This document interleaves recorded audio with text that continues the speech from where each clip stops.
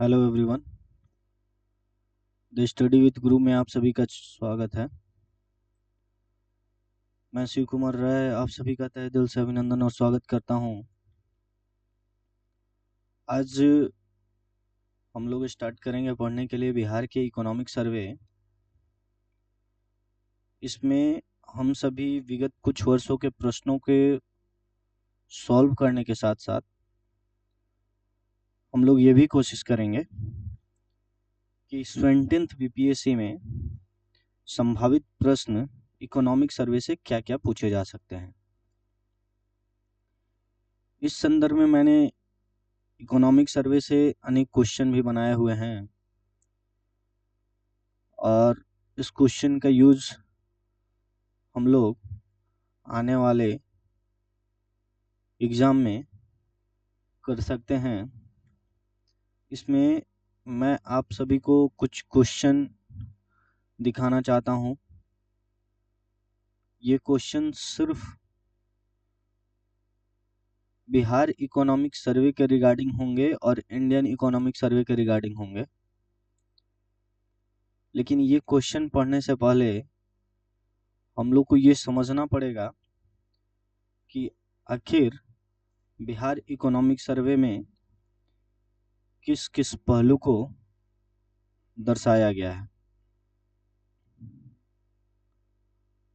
हम लोग का पढ़ने का जो ट्रेंड रहेगा वो ये रहेगा कि हम लोग पढ़ेंगे, इकोनॉमिक सर्वे को पहले देखेंगे, उसके बाद मार्केट में जितनी भी क्वेश्चन चल रहे हैं मैं आप सभी को दिखलाऊंगा कि जो कुछ मेरे द्वारा पढ़ाया जा रहा है वो मार्केट के क्वेश्चन को सॉल्व कर पा रहा है या नहीं। उसके बाद मैं आपको अपने द्वारा बनाया गया कुछ क्वेश्चन दिखलाऊंगा जो आप सभी को प्रैक्टिस करने के लिए यूजफुल होगा। तो चलिए आज का सेशन हम सभी स्टार्ट करते हैं और बिहार की अर्थव्यवस्था के बारे में हम लोग पढ़ते हैं कि बिहार की अर्थव्यवस्था जो है कैसे न सिर्फ बिहार के ग्रोथ में सहायक रह रही है बल्कि बिहार के ग्रोथ रेट को बढ़ाने के साथ साथ भारत की ग्रोथ रेट को कैसे बढ़ा रही है। पिछले कुछ वर्षों में ऐसा देखा जा रहा है कि बिहार जिस गति से ग्रोथ कर रहा है उतना शायद भारत की ग्रोथ रेट भी न हो। कहने का मतलब ये है कि पिछले 2 वर्षों में, जैसा कि इकोनॉमिक सर्वे बिहार में दिखाया गया है कि पिछले 2 वर्षों में बिहार की ग्रोथ रेट और आर्थिक विकास की दर 10% के करीब रही है। मैं आपको ये इन्फॉर्म कर दूं कि इस सेशन में जो कुछ भी पढ़ाया जाएगा हो सकता है इसके बाद भी 1-2 क्लास बिहार के इकोनॉमिक सर्वे पे लिया जाए। तो आप निश्चिंत होकर बैठें कि अगर यहाँ से जो कुछ भी पढ़ाया जाएगा वो अगर आपके द्वारा सॉल्व नहीं होगा एग्जाम में क्वेश्चन तो शायद किसी के द्वारा नहीं सॉल्व हो पाएगा, क्योंकि ये अनेकों बुक और बिहार के इकोनॉमिक सर्वे के वास्तविक दस्तावेज का संग्रह है। तो चलिए आज हम लोग बिहार के आर्थिक समीक्षा के बारे में बात करते हैं। सबसे पहले 2-3 पॉइंट हम लोग जानेंगे और जो यूजफुल पॉइंट होगा उसी का हम लोग अध्ययन करेंगे। जैसा कि यहाँ पे दिखाया गया है कि फरवरी 2024 में बिहार के वित्त मंत्री सम्राट चौधरी ने इसे पेश किया। तो पहला पॉइंट आप मेंशन कर सकते हैं याद रखने के लिए कि सम्राट चौधरी ने इकोनॉमिक सर्वे 2023-24 का प्रस्तुत किया। हालांकि एग्जाम के पॉइंट ऑफ व्यू से ये इरेलेवेंट है, बस आप इंफॉर्मेशन के लिए रखें कि सम्राट चौधरी ने इकोनॉमिक सर्वे को पेश किया बस। उसके बाद दूसरा जो पॉइंट है यहाँ पे लिखा गया है कि विकास दर भारत के सबसे तेज गति से आगे बढ़ने वाले राज्यों की बराबरी कर रही है। कोई मतलब नहीं है इस पॉइंट का, हटा दीजिए इसको। इरिलेवेंट चीज को एग्जाम के पॉइंट ऑफ व्यू से ही हम लोग को पढ़ने की जरूरत है। तीसरा पॉइंट देखिए कि पिछले 2 वर्षों में लगभग 10% की ग्रोथ रेट बिहार की रही है। इसको बस इंफॉर्मेशन के लिए आप याद रख लीजिए, हालांकि कुछ खास इंपॉर्टेंट ये भी नहीं है। तो 3 चीज मैंने बताया कि सम्राट चौधरी ने पेश किया, दूसरा चीज बताया कि भारत के साथ साथ बिहार भी काफी तेजी से ग्रोथ कर रहा है, तीसरा चीज मैंने बताया कि पिछले 2 वर्षों में लगभग 10% के आर्थिक विकास की दर से बिहार का ग्रोथ हो रहा है। चौथा पॉइंट यहाँ पे ये दर्शाया जा रहा है कि सरकारी व्यय का जो प्रतिशत विवरण है, ये जो 2018-19 और 2023-24 का ये कंपैरिजन किया जा रहा है। इसमें देखिए ग्राफ में बहुत सारे पहलू दिए गए हैं, कंपेयर करने के लिए अनेकों बिंदु दिया गया है, पर आप सभी को जो मैं बताऊंगा वही रिलेवेंट होगा और वही आप सभी को पढ़ना है। नहीं तो डाटा तो इकोनॉमिक सर्वे में बहुत सारे दिए रहते हैं और बुक्स में भी आपको बहुत सारे मिलेंगे, तो फिर हमारे क्लास लेने का क्या मतलब रहेगा। तो इसलिए मैं बता रहा हूँ कि क्या क्या डाटा आपको याद रखना है उतना ही आप रखिए, बाकी अगर ये हो जाए तो फिर आप आगे और डाटा मेंशन कर सकते हैं। तो देखिए कि जो सरकारी व्यय का प्रतिशत विवरण है, जो आप सभी को याद रखना है कि सबसे ज्यादा जो सरकारी व्यय का व्यय हो रहा है, सरकारी व्यय का प्रतिशत जो सबसे ज्यादा व्यय हो रहा है वो किस सेक्टर में हो रहा है, वो आपको याद रखना है। तो पहला आप यहाँ देख सकते हैं कि सामाजिक सेवा में जो है बिहार सबसे ज्यादा व्यय कर रहा है, वो 35.9% रख रहा है। तो ये आपको याद करना है पहला चीज। दूसरा, तो दूसरा 26.7% के साथ सामान्य सेवा में, और तीसरा जो है आर्थिक सेवा 16.7% के साथ, और चौथा पूंजीगत सेवा, और उसके बाद लोक ऋण की अदायगी। अब ये डाटा भी आपको पूर्णतः याद करने की जरूरत नहीं है, आपको स्मार्ट बनने की जरूरत है। तो आपको बस ये याद रखना है कि 35.9 और 26.7 ये सब ना याद करते हुए आपको बस ये याद रखना है कि बिहार का जो सरकारी व्यय का प्रतिशत विवरण जो है वो सबसे ज्यादा जो है सामाजिक सेवा पहला नंबर में, दूसरा सामान्य सेवा, तीसरा इकोनॉमिक सेवा, चौथा पूंजीगत, और पांचवा लोक ऋण की अदायगी, और फिर ऋण एवं अग्रिम में। तो बस आपको इतना ही याद रखना है। एक पेज के इंफॉर्मेशन में बस आपको एक ही चीज याद रखना है, जो कि ये है कि बिहार सरकार का जो है प्रतिशत विवरण किस किस क्षेत्र में सबसे ज्यादा है। तो मैं आपको बताया सामाजिक सेवा, सामान्य सेवा, आर्थिक सेवा, पूंजीगत व्यय, लोक ऋण की अदायगी, ऋण एवं अग्रिम। उम्मीद करता हूं कि आपको कोई दिक्कत नहीं होगा। चलिए अब देखिए, मैं आपको साथ में आपको ये भी बताता चलूंगा कि क्या क्या आपके लिए इकोनॉमिक सर्वे में इंपॉर्टेंट है। अब उसी पॉइंट को जो ऊपर हमने पढ़ा है उसी को पाई चार्ट में ये दर्शा दिया गया है कि सरकारी व्यय में विभिन्न वर्षों का हिस्सा कितना है। ये क्या क्या है कि 2018-19 और 2022-23 को कंपैरिजन कर दिया है। इतना पढ़ने की आपकी जरूरत नहीं है। हो सकता है कि बिहार सरकार का 2015 से कंपेयर कर दे, 2010 से कंपेयर कर दे, इसलिए उतना पढ़ने की जरूरत नहीं है, इसको हटा दीजिए। एक पेज में आपको एक इंफॉर्मेशन रखना है जो मैंने ऊपर बताया। चलिए अब देखिए बिहार की अर्थव्यवस्था की स्थिति वर्तमान समय में क्या है, ये आपको इंपॉर्टेंट है, जो आपको याद रखने की जरूरत है। ये देखिए कि वर्ष 2022-23 के लिए त्वरित अनुमान के साथ वर्तमान मूल्य पर बिहार का सकल राज्य घरेलू उत्पाद 15.5% से बढ़कर 7.5 लाख करोड़ हो गया। अब ये बहुत सारे जो इकोनॉमिक बैकग्राउंड के नहीं होंगे या इकोनॉमिक अच्छे से अध्ययन नहीं कर रहे होंगे, उनके लिए कुछ इंफॉर्मेशन है कि जो जीडीपी होता है, जीडीपी को दो पार्ट में हम लोग डिवाइड करके पढ़ते हैं। एक नॉमिनल जीडीपी होता है और एक रियल जीडीपी होता है।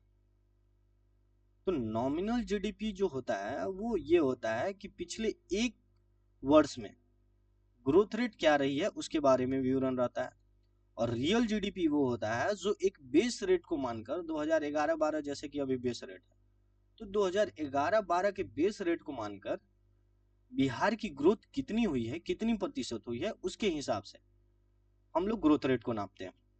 तो जीडीपी दो पार्ट में डिवाइड करते हैं, एक नॉमिनल होता है, एक रियल जीडीपी।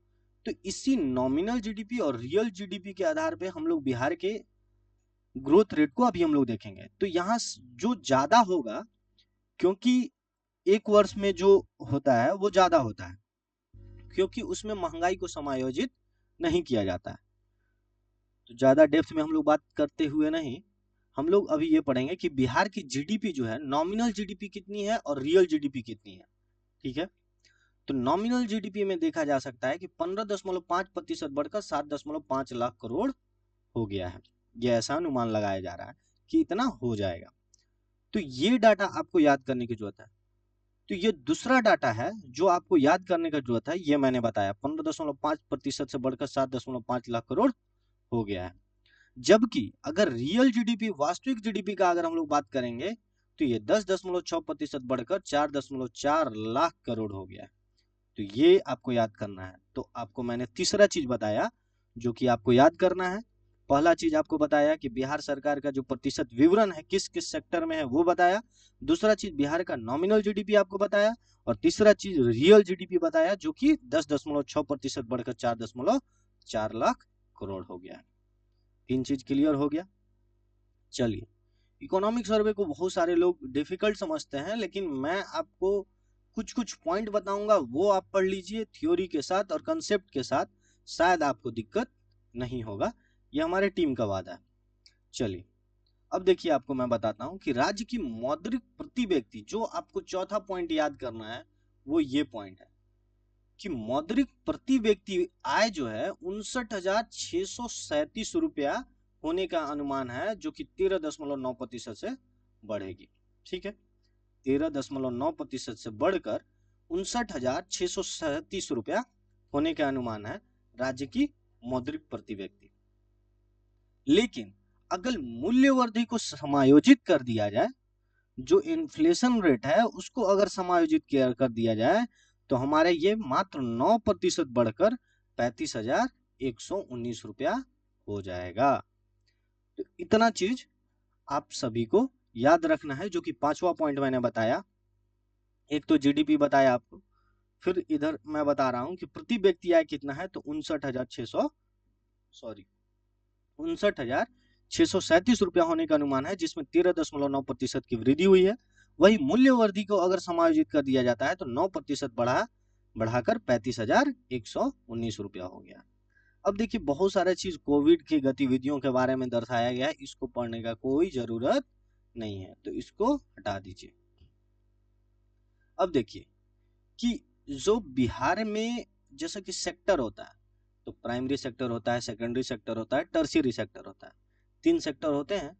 तो इस 3 सेक्टर में बिहार में कितने लोगों को रोजगार किस सेक्टर में मिल रहा है और कौन कौन सा सेक्टर में अत्यधिक तेजी से वृद्धि हो रही है, उस चीज के बारे में हम लोग पढ़ते हैं। तो ये देखते हैं, बिहार के विभिन्न क्षेत्रों का अगर सकल घरेलू उत्पाद में अगर हम लोग हिस्सा बताते हैं, तो ये थोड़ा डाटा यहाँ पे बुक में गलत लिख दिया गया है। ये तृतीय क्षेत्र का जो है, ये 60% का अप्रोक्स योगदान है, द्वितीय क्षेत्र का 20% और प्राइमरी सेक्टर का 20%। अब देखिए, प्राइमरी सेक्टर का 20% का योगदान है और सेकेंडरी सेक्टर का 20% योगदान है, लेकिन इसमें रोजगार सबसे ज्यादा किसमें मिल रहा है वो मायने रखता है, वो बात मायने रखता है। तो अगर हम लोग देखते हैं तो प्राइमरी सेक्टर लगभग 20.7% हिस्सा जीडीपी में योगदान देता है, प्राइमरी सेक्टर। लेकिन अगर कुल कार्य शक्ति में कितने लोग पार्टिसिपेट कर रहे हैं प्राइमरी सेक्टर में, तो वो बहुत ज्यादा लोग हैं, जो कि 47.8% है। तो ये अभी बताने का जरूरत नहीं है कि बिहार में इतने लोग प्राइमरी सेक्टर में यानी कृषि में क्यों इन्वॉल्व है। बहुत सारा रीजन है इसके पीछे। हालांकि हम लोग उस मुद्दे पर अभी न जाकर सिर्फ हम लोग ये देखते हैं कि बिहार में 20.7% जो है प्राइमरी सेक्टर से जीडीपी में योगदान जाता है, जबकि कुल कार्य शक्ति का 47.8% हिस्सा इस क्षेत्र में लगा हुआ है। ठीक है, वही अगर हम लोग सेकेंडरी सेक्टर में बात करेंगे तो ये भी अप्रोक्स 20.7% का योगदान देता है, लेकिन रोजगार में 25.9% हिस्सा ही योगदान देता है। कहने का मतलब है कि प्राइमरी सेक्टर भी 20.7% का योगदान दे रहा है जीडीपी में, सेकेंडरी सेक्टर भी 20.7% जीडीपी में योगदान दे रहा है, लेकिन 47.8% लोग पार्टिसिपेट कर रहे हैं प्राइमरी सेक्टर में, जबकि सेकेंडरी सेक्टर में लगभग 25.9% लोग पार्टिसिपेट कर रहे हैं। वही अगर तृतीय सेक्टर में अगर हम लोग देखते हैं तो 58.6% लोग इसमें जीडीपी में योगदान देता है तृतीय सेक्टर में। लेकिन अगर लोगों की कार्यशैली में अगर भागीदारी का बात करें तो 26.9% 3% होता है। तो देखिए, मैं आपको सबसे पहले बताया कि बिहार का प्रतिशत विवरण, मैं आपको थोड़ा रिवीजन करवा देता हूँ, 2 पेज हम लोगों का कंप्लीट हो चुका है हमारे नोट्स के द्वारा। तो ये जो बिहार का जो है सबसे पहले प्रतिशत विवरण किस किस सेक्टर में है वो मैंने बताया। उसके बाद दूसरा चीज मैंने आपको क्या बताया कि बिहार का नॉमिनल जीडीपी कितना है, रियल जीडीपी कितना है। तीसरा चीज मैंने आपको बताया कि राज्य का प्रति व्यक्ति आय कितने प्रतिशत की वृद्धि हुई है और कितनी हुई है, और मूल्य वृद्धि को अगर समायोजित किया जाए तो कितना होगा और कितने प्रतिशत की वृद्धि होगी, यह मैंने आपको बताया। और फिर मैंने आपको बताया कि primary sector, secondary sector, tertiary sector में लोगों की भागीदारी कितनी है और कितना जीडीपी में इसका योगदान दिया जा रहा है। तो ये आपको बता दिया मैंने। चलिए आगे चलते हैं। अब देखिए, मुद्रास्फीति की बात की जाए, बिहार की मुद्रास्फीति की अगर बात किया जाए तो मुद्रास्फीति दर सितंबर 2022 से सितंबर 2023 तक में बिहार की मुद्रास्फीति दर 5.5% थी, जो कि आपको याद रखना है। लेकिन इसमें अगर ग्रामीण क्षेत्र का बात किया जाए तो ये 5.5% है, लेकिन शहरी क्षेत्र में थोड़ा ज्यादा है जो कि 5.6% है। ये आप याद रख लीजिए, जो कि नॉर्मल चीज है और ये याद हो जाएगा। सिंपल सा बात है कि 5.5% ओवरऑल मुद्रास्फीति है, जबकि ग्रामीण में कम होगा और शहरी में ज्यादा होगा। तो इसमें कोई ज्यादा दिक्कत वाली बात नहीं है।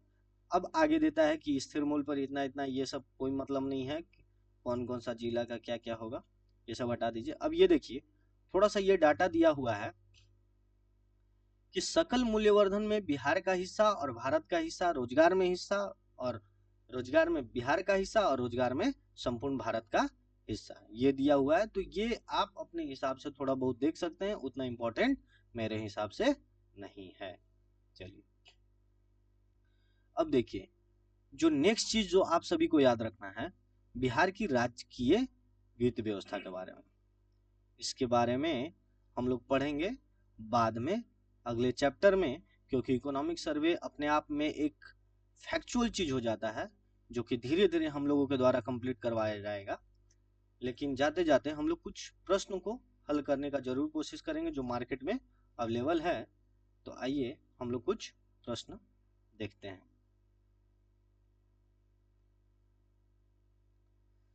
कुछ प्रश्न देख लिया जाए जो अभी हम लोगों के द्वारा, ये मेरे द्वारा क्वेश्चन फॉर्म नहीं किया गया है, ये मार्केट में अवेलेबल कुछ क्वेश्चन है और मेरे द्वारा भी कुछ कुछ क्वेश्चन फॉर्म किए गए, वो भी हम लोग लास्ट में देखने का कोशिश करेंगे। मैं ये समझता हूं कि अगर ये कंप्लीट कर लिया जाएगा तो फिर शायद कुछ ही क्वेश्चन बच जाएंगे जो शायद आप सभी के द्वारा सॉल्व ना हो पाए, लेकिन उम्मीद करता हूं कि लगभग लगभग सारे क्वेश्चन सॉल्व हो जाएंगे। आइए मैं अपना ही क्वेश्चन सॉल्व करता हूं, वो मार्केट वाला क्वेश्चन अभी छोड़ दिया जाए।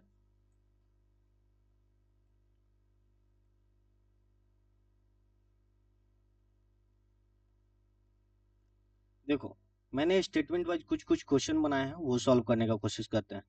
पहला क्वेश्चन है, निम्नलिखित कथनों पर विचार कीजिए। देखिए, आप लोग बीपीएससी के ट्रेंड को अब यूपीएससी के हिसाब से आप सभी को पढ़ने का जरूरत है। तो इसलिए मैंने स्टेटमेंट वाइज कुछ कुछ क्वेश्चन फ्रेम किए हैं जो आप सभी देखें और फिर आपने अपना आंसर कमेंट में भी बता सकते हैं, और यहाँ भी देखिए और फिर आप क्लास के बारे में भी आप कमेंट में जरूर बता सकते हैं। ये देखिए, वर्तमान मूल्य पर बिहार का सकल राज्य घरेलू उत्पाद, वर्तमान मूल्य पर बिहार का सकल राज्य घरेलू उत्पाद 15.5% की दर से बढ़कर 4.4 लाख करोड़ होने का अनुमान है। अभी देखिए, ये आपको मैं बताया कि वर्तमान मूल्य पर यानी नॉमिनल जीडीपी, तो नॉमिनल जीडीपी जो है वो 15.5% की दर से बढ़ा तो है, पर कितना भाई बढ़ा है, तो ये 7.5 लाख करोड़ हुआ है, न कि 4.4 लाख करोड़। ये 4.4 लाख करोड़ ये गलत हो जाएगा, जो कि अभी तुरंत मैंने आपको पढ़ाया है। तो पहला स्टेटमेंट गलत हो गया। दूसरा है, वास्तविक सकल राज्य घरेलू उत्पाद 10.6% बढ़कर 7, ये भी स्टेटमेंट गलत हो गया। 10.6% बढ़ा तो है, लेकिन ये 4.4 लाख करोड़ हो गया है। तो ये जो क्वेश्चन है एक दूसरे से लिंकेज है और उल्टा पुल्टा स्टेटमेंट को बनाया गया है। ठीक है, तो ये डी आंसर हो गया, इनमें से कोई नहीं। ठीक है, चलिए अब देखिए दूसरा क्वेश्चन सॉल्व कर दिए। आर्थिक सर्वेक्षण के मुताबिक राज्य की प्रति व्यक्ति आय पिछले वर्ष की तुलना में 13.9% की बढ़ोतरी के साथ 59,637 रुपया होने का अनुमान है। ये बताइए सही है कि गलत है? बिल्कुल सही है, अभी अभी मैंने पढ़ाया है आप सभी को। तो 13.9% की वृद्धि के साथ 59,637 रुपया होने का अनुमान है। दूसरा जो है स्थिर मूल्य पर देखें तो ये करीब 9% है, जो प्रति व्यक्ति आय 35,119 रुपया हो जाने का अनुमान है। बिल्कुल सही बात है, ये भी सी आंसर हो गया। तो स्टेटमेंट वाइज क्वेश्चन करवाने का ये है कि फैक्चुअल सिर्फ न पढ़ के हम लोग को अनेक पहलुओं के बारे में भी जानने का मौका मिलता है। ये देखो देखो अभी जितने भी 5 या 6 पॉइंट मैंने पढ़ाया है उसी से मैंने क्वेश्चन फ्रेम किया है। ये मैं किसी क्लास के लिए क्वेश्चन फ्रेम किया हूँ, उस क्लास का मैं नाम अभी नहीं ले सकता हूँ यहाँ पे। ठीक है, उसी में से कुछ क्वेश्चन फ्रेम करके इधर उधर करके मेरे द्वारा बनाया गया है क्वेश्चन, क्योंकि उन संस्था का भी अपना राइट है जो कि वो अलग मुद्दा है। ठीक है, तो ये है बिहार सरकारी व्यय का प्रतिशत विवरण को अवरोही क्रम में दर्शाना है। तो सबसे ज्यादा जो है वो कौन सा सेवा होगा? मैंने आपको बताया था 35 कुछ प्रतिशत के साथ सामाजिक सेवा था, 26 कुछ प्रतिशत के साथ सामान्य सेवा था, उसके बाद इकोनॉमिक सेवा, पूंजीगत सेवा, लोक ऋण की अदायगी। तो उसके हिसाब से आंसर देखेंगे तो 2 1 3 4 5। उम्मीद करता हूं जैसा मैंने पढ़ाया था उसी के रिगार्डिंग क्वेश्चन यहाँ पे दिखलाया गया है, तो क्वेश्चन सॉल्व करने में दिक्कत नहीं आ रही होगी। ये है, देखो चौथा क्वेश्चन भी मैंने आप सभी को पढ़ा दिया है। ये देखो क्या क्वेश्चन है कि बिहार के सकल मूल्यवर्धन में प्राथमिक क्षेत्र का 20.7% है, जबकि कुल कार्य शक्ति का 60% हिस्सा इस क्षेत्र में लगा हुआ है। बिल्कुल गलत बात है, जो कि 47.8 के अप्रॉक्स पार्टिसिपेशन रेट लोगों का है। 20.7% तो बिल्कुल सही है, लेकिन लोगों की भागीदारी जो है 60% न होकर के 47.8% है, इसलिए पहला स्टेटमेंट बिल्कुल गलत है। ठीक है, दूसरा स्टेटमेंट क्या बोलता है कि द्वितीय क्षेत्र में सकल मूल्यवर्धन में 20.7% और रोजगार में इसका 25.9% हिस्सा समाहित है। बिल्कुल सही स्टेटमेंट है। अभी जस्ट मैंने आपको पढ़ाया। तीसरा स्टेटमेंट है कि तृतीय क्षेत्र में 58.6% हिस्सा सकल मूल्यवर्धन में है, परंतु 15% रोजगार में समाहित है। बिल्कुल गलत बात है, 15% से ज्यादा है। तो ये सी आंसर हो गया। केवल 2 आंसर सही है, पहला तीसरा गलत है। 5 क्वेश्चन हमने सॉल्व किया है मात्र कुछ मिनटों के क्लास में, और ये मार्केट के क्वेश्चन से ज्यादा बेटर लेवल का क्वेश्चन है। ये यहाँ पे एनालिसिस भी दिया है, आप सभी बोलेंगे तो इसका पीडीएफ भी प्रोवाइड करवा दिया जाएगा। सारे क्वेश्चन का पीडीएफ भी प्रोवाइड करवा दिया जाएगा, आप सभी देख सकते हैं। देखो अगला क्वेश्चन क्या बोल रहा है कि बिहार में मुद्रास्फीति दर सितंबर 2022 से सितंबर 2023 के बीच 5.5% थी। बिल्कुल सही बात है, ये भी मैंने पढ़ाया अभी। दूसरा बोल रहा है कि बिहार के ग्रामीण क्षेत्र में मुद्रास्फीति दर 5.6% और शहरी क्षेत्र में 5.5%। बिल्कुल गलत बात है। ग्रामीण क्षेत्र में जब भी होगा मुद्रास्फीति रेट कम होगा, जो कि बिहार में देखा जा रहा है, और शहरी क्षेत्र में 5.6% होगा और ग्रामीण क्षेत्र में 5.5% होगा। इसलिए दूसरा स्टेटमेंट गलत है। तो केवल क्वेश्चन क्या है, असत्य कथन को चुने। तो असत्य कथन कौन सा है भाई? असत्य कथन केवल 2 है, जो कि इन्फ्लेशन रेट को वो बता रहा है कि बिहार के ग्रामीण क्षेत्र में मुद्रास्फीति दर 5.6%, जो कि गलत है। 5.5% ग्रामीण क्षेत्र में है और शहरी क्षेत्र में 5.6% है, ये मैंने बताया। अब ये छठा नंबर से क्वेश्चन जैसे जैसे आगे क्लास का लेक्चर बढ़ेगा उसके बाद हम लोग सॉल्व करेंगे। 5 नंबर तक आप लोग बताइए कि क्लास आप सभी को कैसा लगा। अच्छा लगता है तो आप लोग लाइक कीजिए, शेयर कीजिए, सब्सक्राइब कीजिए। और इस क्लास के बाद आपको अनेकों वीडियो हमारी टीम के द्वारा दिया जाएगा, जो 20 बीपीएससी के लिए आप सभी के लिए काफ़ी लाभदायक होगा। इसी के साथ आज की क्लास यहीं पे ख़त्म की जाती है। धन्यवाद।